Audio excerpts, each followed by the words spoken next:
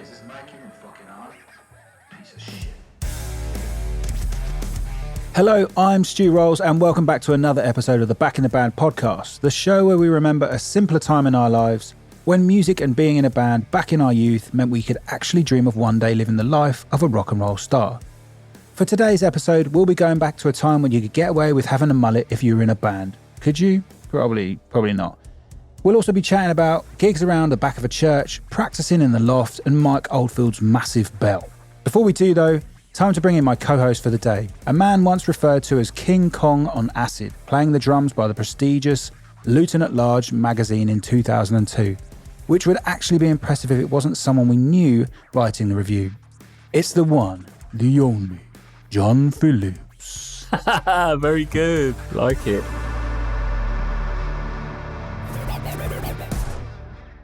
Hello John, good to have you back again mate. Do you remember that gig review? How amazing was it to be reviewed back in the day? I certainly do, but first I just want to give a shout out to mullets, because mullets are a big thing now, mate. They're back in. I don't know if you know. I wouldn't as a 37-year-old, no. No, they are. They're everywhere. I don't know if you saw the Rugby World Cup, but a load of them had mullets, so oh man, you've been well in. Mullets with a pink underlay is probably not the, still not the fucking fashion, is it? There you go. Never. But no, yeah, it was great being reviewed. I mean, that magazine was available in Cineworld, wasn't it? Yes. Oh, wow. There. Yeah. That was just like, right, we're famous because we're in Cineworld. Exactly. Yeah, no, it was great. What was it called? Luton at Large. It was Luton at Large. It was a gig that we did at Red from memory. Yep. And there were some pretty terrible pictures. Full size, actually, I think, thinking back. But yeah, what a privilege. And also, we had a review, or a couple of reviews, one on bedfordmetal.tk. Keith. Yeah. And that was kind of positive, but kind of not at the same time. And then, of course, it was juxtaposed because we were playing next to the wonderful Fell Silent straight after. So you can only have so many good words versus that. But yeah, I remember like suddenly if you were getting some journalistic response to what we were doing, it felt like you were vindicated in all the effort. It was another step on the way, wasn't it? Another step on the way to making it. Yeah, we definitely made it. So in a world where we no longer use Dreamweaver to build our band website that no one looks at in the first place, let's get to it.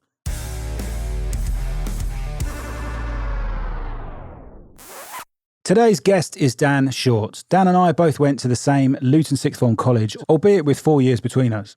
Our music tech teacher, Ross Purvis, or Purvs as we like to call him, would always remind us how alike we were in our passion for music. Not sure who he was trying to piss off with that comment, but it brought us together nonetheless. Dan and his band in college, At a Glance, were one of the first bands I ever demoed in my mum and dad's shed in 2009, I think it was. And for that faith he put in me, I'll always be grateful. As well as misplacing that faith in me several times more as a producer in the following years with Tonight We're Electric and his solo work, we also produced the Band's Care project in 2010. We brought together what was probably about 20 local artists, including Don Broco, to record a charity version of Do They Know It's Christmas, and made appearances on BBC Three Counties Radio that my granddad listened to whilst having a shave at 8 in the morning. I had highlights in my hair then and shamelessly still have highlights in my hair now. But enough about me though. Dan, thanks for being on the show, mate. You are very welcome, and thanks for that wonderful intro that you only done in one take. I loved it. Let's start off with you telling us about the sort of posters that you used to put up in your bedroom walls, if any. Was it sweaty men with gothy t-shirts, or was it some hot chicks? It's a sad mix, a very sad mix. I had a lot of metal posters. I had stickers more than anything from local gigs. You know, when everyone used to have stickers, hundreds of them, and they'd just be flogging them at the end of gigs. So I used to have a load of stickers, and I remember my dad getting really pissed off because I stuck them like next to my bed where I was lying, and it was just like a wooden painted bit, and I tried to rip the stickers off, and obviously the paint come off with it. So yeah, he's not very happy. Yeah, but it looked good though, didn't it? Who were the local bands? John, this is over 10, 15 years ago, mate. I would have had Siren Lake, and that's it. That's all I would have had. That's Stu's band. We weren't good enough for stickers, were we, mate? That was the thing. So, speaking of lots of different bands, I want to take it right back. I know you're in loads of bands over the years, man, but let's go back to when you were in school and you told us about your first band, Overall Effect, right? Tell us about that. Bloody hell. So, you guys obviously know Sum 41. We were like if Sum 41 dropped a set off the back of the bus, a written set of standard notation. And it like rolled down the road, got wet, soggy, and we found the pieces and tried to write some songs out of it. It was like, that was our main influence, Sum 41, Hell Song, that sort of vibes.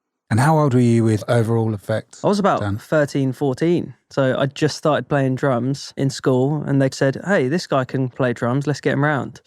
And it was just schoolmates, that was it. So it was perfect. And we had this really piss about time where we'd go to either a garage. We never practiced in like a rehearsal space, ever.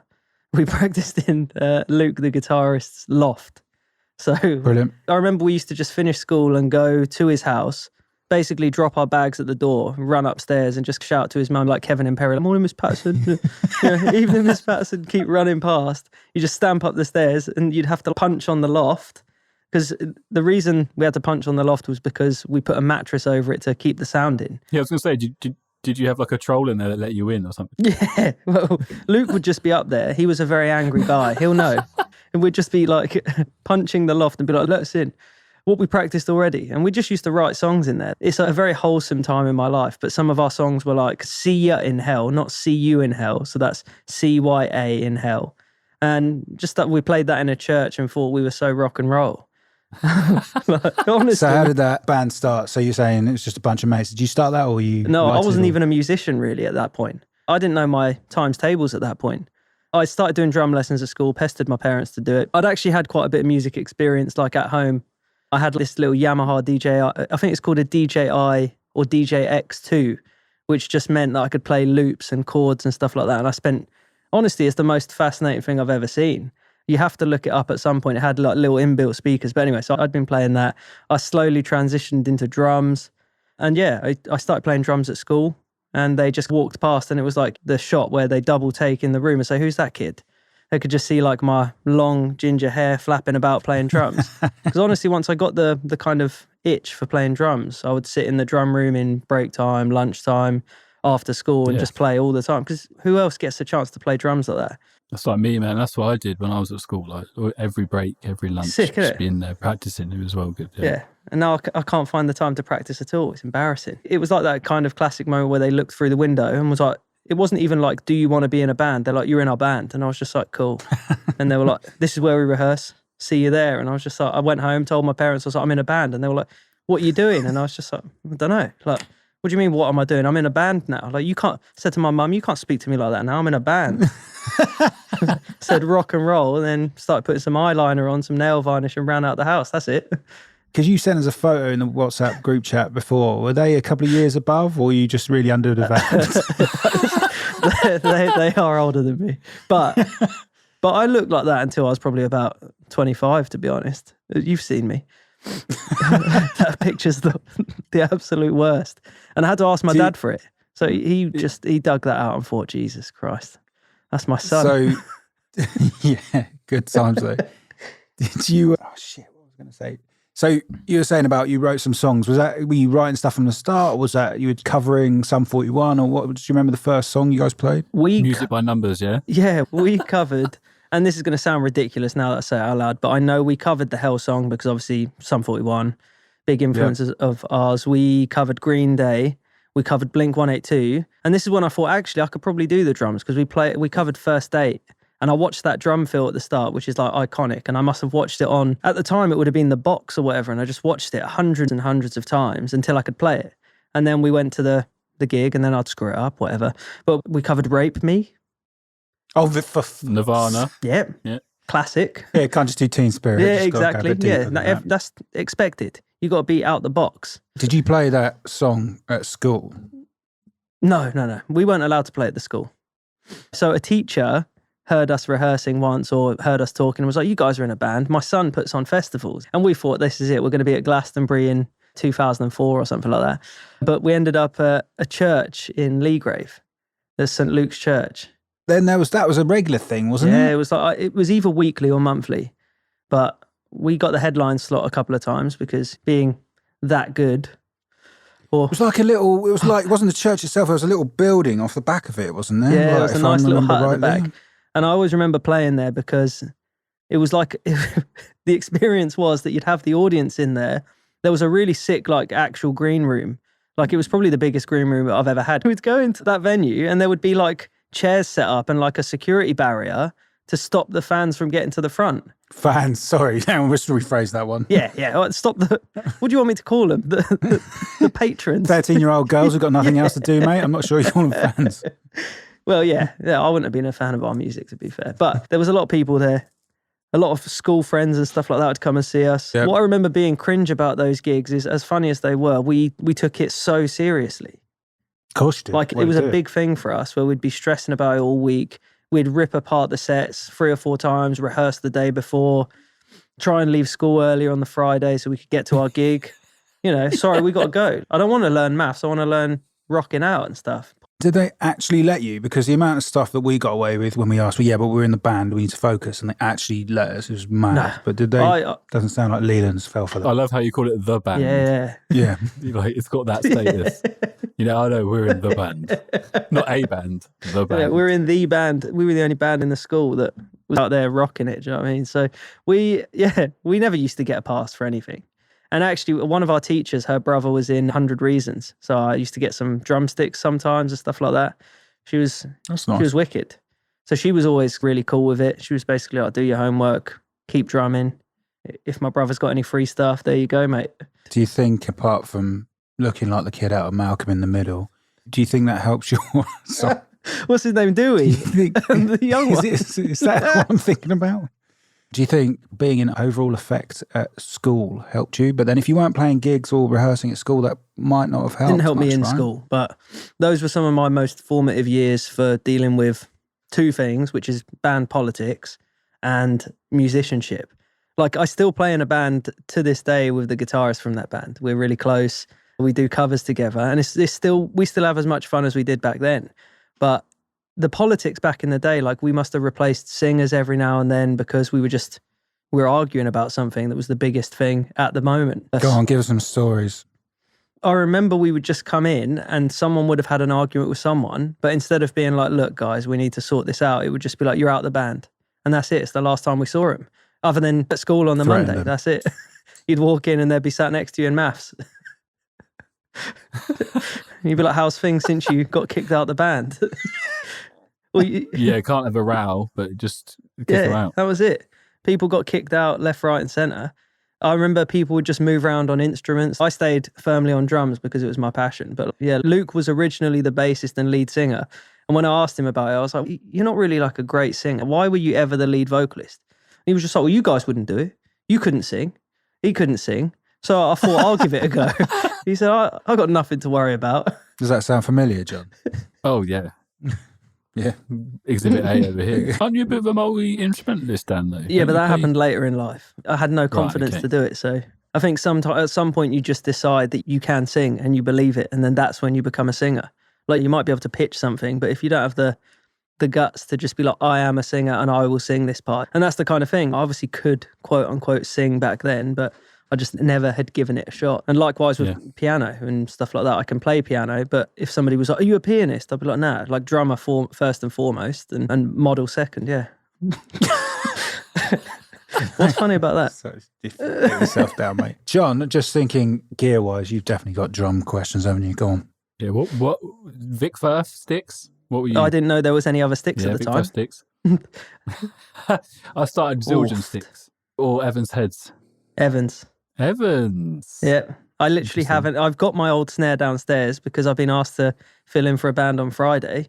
I dug out my old snare, which I haven't got rid of yet, and I had to replace the skin, Evans. I replaced it with Evans. So fair play. I don't think it's out of choice though. No, just habit. Absolutely. Yeah. What about cymbals, Zildjian or Sabian? I pissed about with both. Back in like the kind of screamo days and like the rock stuff, Sabian just seemed to be more aggressive, more piercing, more frustrating to hear and stand next to on stage. Yeah. Did you take your cues from any pro drummers in bands that you liked? Did you sort of follow that and think, right, okay, they play Sabian or they play Mapex or DW or whatever? No. So I tried to make my own cymbals at some point, and I'm not talking like I tried to go into a factory and make it. So it sounds more impressive when I say it like that. Like I just woke up and thought, you know what, I'll make my own. I've got folded metal in the garage. Just kept and a liquid metal, hand hammering some brass. But no, like I had an old cymbal that I started off with, obviously the really cheap cymbals, but you don't know what's cheap and what's crap. Like there were non-brand cymbals that you get like with your first drum kit. And you know they're cheap because you start hitting them and it's like hitting a Coke can and it just starts bending at some point and you're like, hang on, that cymbal's inside out and cracked and stuff. So yeah, we used to just try and get like molds and try and mold them into smaller cymbals or cut them because there was, you know, little pieces of crap. But I used to try all sorts. I got an old alarm bell from site where my dad worked. We built a little clutch for it and thought, let's try and make this bell work. Love that, man. Well, honestly, what is it with splash cymbals? Like fucking only drummers care for splash cymbals. It's like boners you guys get over splash cymbals. They turn up and like, look at this little baby cymbal. It's so cute. It's like, you ain't gonna fucking use that, are you? It's like, not your ride or your crash or your hats. It's a bit exotic, isn't it? Exotic is a good word for it. that gear then, Dan, did you ever take any of it into the studio with overall effect, or was that later? We done some home recordings in the garage that I don't have. We had a song called Brink of Destruction, so keep your eyes peeled for that. Might be on the radio in the next couple of years. Cool. The first kit I ever had was those flats kits, which were like kits with no shells. Yeah. Because they were super cheap, Yeah. super easy. You could basically put it into a rucksack if you wanted. Do you know what I mean? Take that along to a gig with you. But they were so hard to play because you get none of the like natural... No feedback, yeah. And I do attribute that to being like the way I was on drums because I played that kit for like 2 years. And when I got on a real kit again, I was like, hang on, this is easy. It's like playing on rubber pads for a year. And then you move to a real kit and you're like, I've got all this frequency response and all of this bounce back that just makes it so much easier. There's a lot to be said for having or learning on crapper stuff, cheaper stuff, because you make those mistakes and you get to maximize that as much as possible until you can move up and say, right, I now have access to the next level or something even better. Completely. 100%. You've only got to look at, and I'm getting very philosophical at this point, but the Beatles had 4 tracks, man, and like their creativity to be able to do what they did and get everything on those recordings with that limited capacity is just...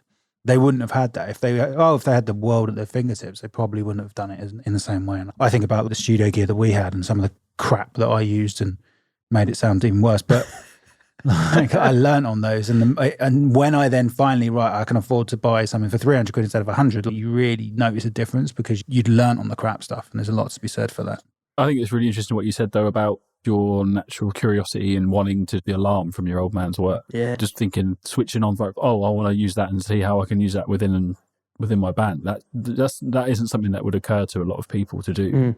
I just loved music and I loved the whole idea of being unique. I know we were playing covers and stuff like that, but like I knew I wanted to have red drumsticks at some point so I could be like, that's my thing. That's my thing. I'm the guy with red drumsticks. Because I was as Stu, you've seen the photo. I was a small kid. You got to have something to let you stand out. And like being a good drummer is one thing, or being an all right drummer, but then having something that people can look to you for and be like, I remember that guy. We played a gig with August Burns Red once, which is like a sick metal band. And I saw the guy playing drums and he was one of my favorite drummers to watch. He wore no shoes and socks. And I just thought, well, that's my thing now. I'm going to go on stage, take my shoes and socks off. But he made it look cool. And then I had to go up on stage and look like I was just getting ready for bed. Like Mowgli out of Jungle Book. Exactly. My floppy hair, just taking my shoes and socks off. And they're all like, this guy's ready for bed. Like, so you must have had some low points before we get to the high points. Give us some examples if you've got notes of those. I can't list the low points. Honestly, it was the most carefree time in my life. I don't consider any of them low points now. There was obviously the times where we were arguing as bands and arguing over set lists and stuff like that, but it's hard to look back and define them as low at the moment because I'm looking back on it with rose-tinted glasses, like the nostalgia. Sure. Yeah. If I could do it all again, I definitely would. Playing in St. Luke's in these sweaty halls where the PA would sometimes cut out is character building. So tell us about your entrance to shows. How did that go? Now, this is going back some time. And I know this because I had to do some research and watch one of the old videos on VHS. So we would go out, the side of the stage had some stairs going up, so we'd wait in the stairwell and kind of hype each other up, just talking, we're going to smash this, we're ready. And then the guitarist would go out, would pick up his guitar and start playing a riff, standard drop D, 0-8 kind of riff. I would come out, start smashing the drums, screaming at the audience, do a bit of a mini drum fill.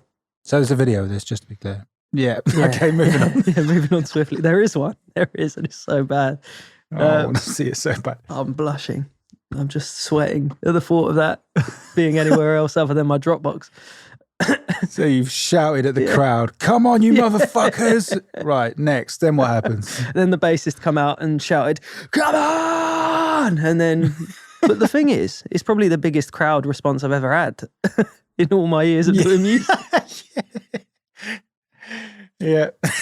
And that's why we look back at it with such fondness.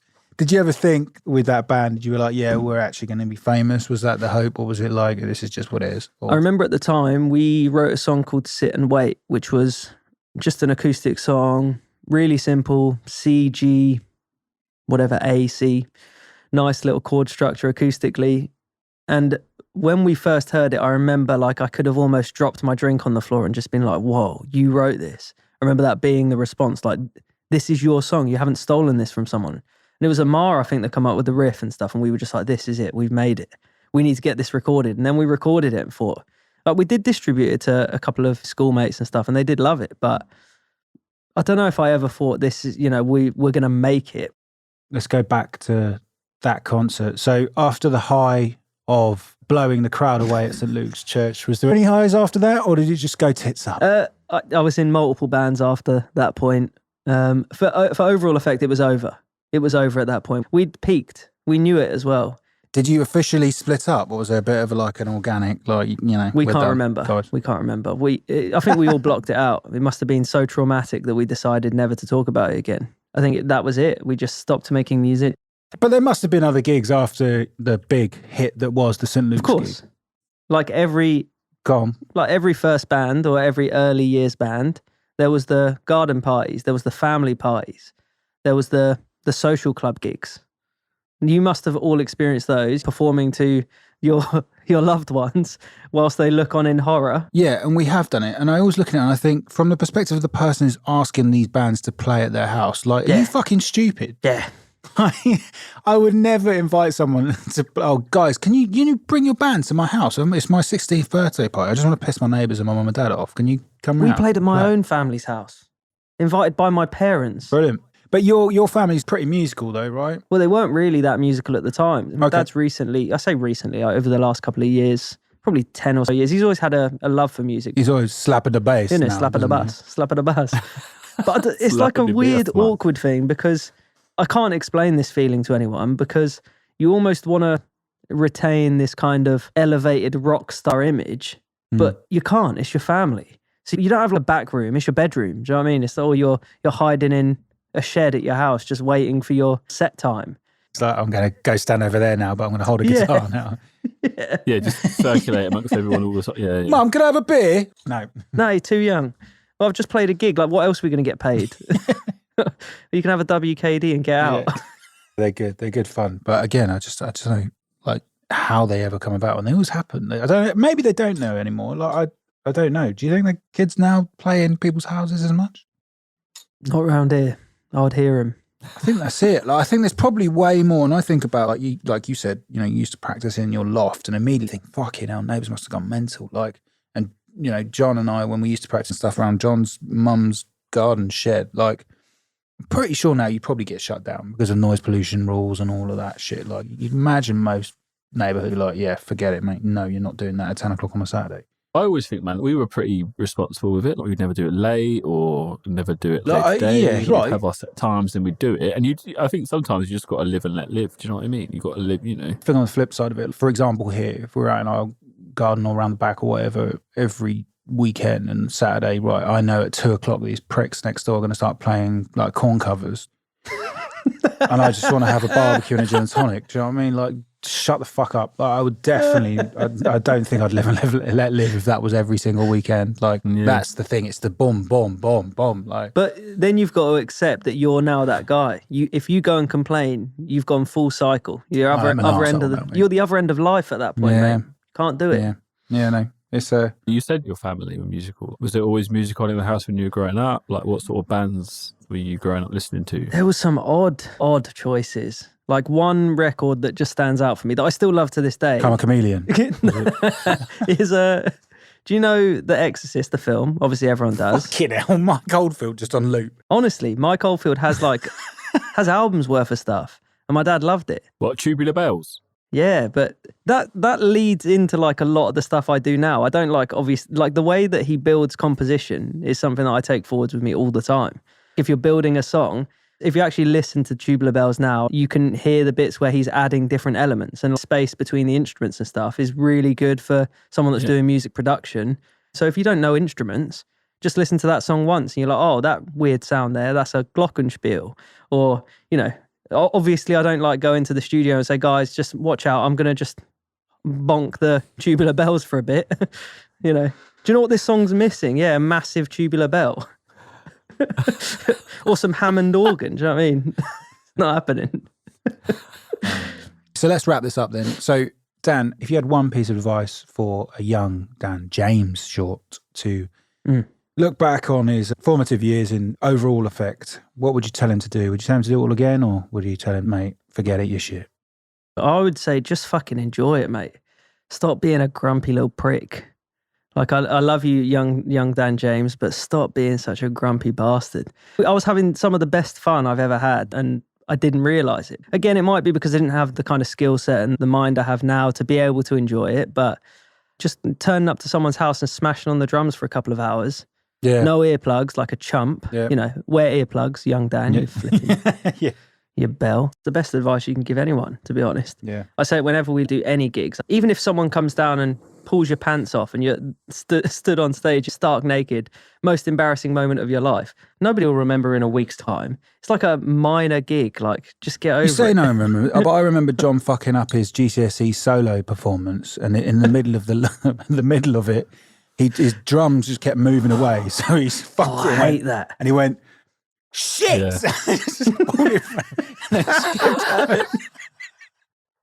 You really kept going like yeah, this. Yeah, it's like, all right, all the well. way over it. And then at the end of it, well, it was fucking rubbish, and just walked off stage. He was like, right, next up is Heather on the flute. Right. Dealt with. Yeah. Brilliant. Oh, for fuck's sake. But that is the thing, though, isn't it? Everything in the moment to you when you're that age, because you don't have the benefit of any experience, or you've got no hindsight, nothing. Yep. That is it. You're just in that moment, and you can't not be. And it could be the worst thing that's happened to you Yeah. at that point in your life. Yeah. But exactly. You need that space and that experience to be able to think, actually, okay, that's fine. Yeah. Just move on. It's not that big a deal. Yeah. Great times.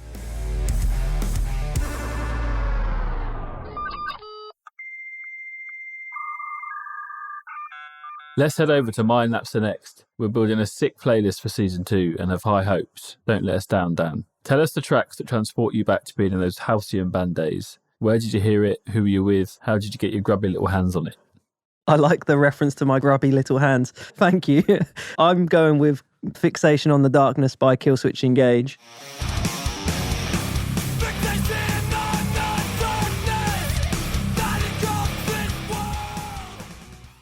I distinctly remember being sent this by a new band that wanted me to audition when I was a young gangly boy, and they told me to learn it. They just said, yeah, learn this one. And I thought, it's the first time I'd properly heard this genre. I'd never even known it existed. I heard the screaming, and most people kind of go when they're screaming, they're like, oh, what's that? I can't hear what they're saying. But I was just like, this speaks to me. I love it. And I put it on a little MP3 player, USB MP3 player. What was the USB MP3 player? Was it? Do you remember it? It was, I don't know what brand, but it was a little silver one, probably yay big, and you popped the end off and it had a USB that you could plug into the computer. Yeah. And it only had that song on it. And we drove to Cornwall for a family holiday, and I just plugged my headphones in and listened to it consecutively. Great, man. And I remember driving down, looking out the window, raining, you know, the standard like hand on the window, looking out like a Bryan Adams music video, just listening to Fixation on the Darkness. I knew that song inside out. Meanwhile, your dad's got Tubular Bells on Tubular loop in Bells the car. So come on, Dan, enjoy this. Yeah, you're sat there with your headphones on, and he's got amazing. Get out of my room. Oh, man, that's so funny that you say that. I just remember now back in my car when I was a kid, going places, and I would just be sat there with my CD Walkman listening to Placebo and Limp Bizkit. I remember where I was. Yep. When I first heard Significant Other, I think it was 1999 was the track from that album. Someone was playing it to me, and I was like, whoa, okay, this speaks to me. I've been searching for my, like, what music do I like? What bands am I into? And then I heard that, I was like, this is what I'm into. And then This it is my opens up- personality now. Opens Yeah. up that whole rabbit hole, man. Incredible. That's awesome. It's the same, same with Kill Switch. I remember actually stressing though, listening to that music and just being like, this is something I can't get my head around, because what are these riffs? What does this mean? What do the lyrics mean to me? How is he making this noise with his voice? And how is the drummer doing it? Because it goes back to that conversation earlier. I didn't know a double pedal existed at that point when I first heard Fixation on the Darkness. So I just thought, how am I going to play this with 1 foot? And then just stressing the whole trip, coming back and then speaking to the guys, and they're like, what, have you not got double pedal? And I was like, what do you mean a double pedal? And that's it. And then I thought, all right, now it all click, pop. Mate, that's a great track, and very much an Edge track as well, by the way. Just to throw that a little bit of nostalgia in as well. Absolutely. Thanks for coming on the pod, man. I'm really, really happy that we invited you along and to have you on. I hope you've enjoyed it. I have indeed. It's been wicked. Yeah, awesome, man. Nice one. Thank you very much. One final thing from me, Dan. I just want to say a big thanks to you for writing the music for the podcast this season. It's hugely up the quality of this podcast and really encapsulates the feeling of everything that I remember being in a band at the time. Those drop D guitars, those dodgy vinyl scratches, those thumping drums, and that really live and raw Limp Bizkit feel. So for anyone who's looking for some really good music production, especially in the Milton Keynes area, please give Dan's studio a shout, Melon Wave. That is www.melonwave.co.uk, and give him a shout on Instagram. He makes some really cool content on there as well, far cooler than anything found on this Instagram page. In the meantime, thanks for listening to this podcast, and we'll see you on the next one.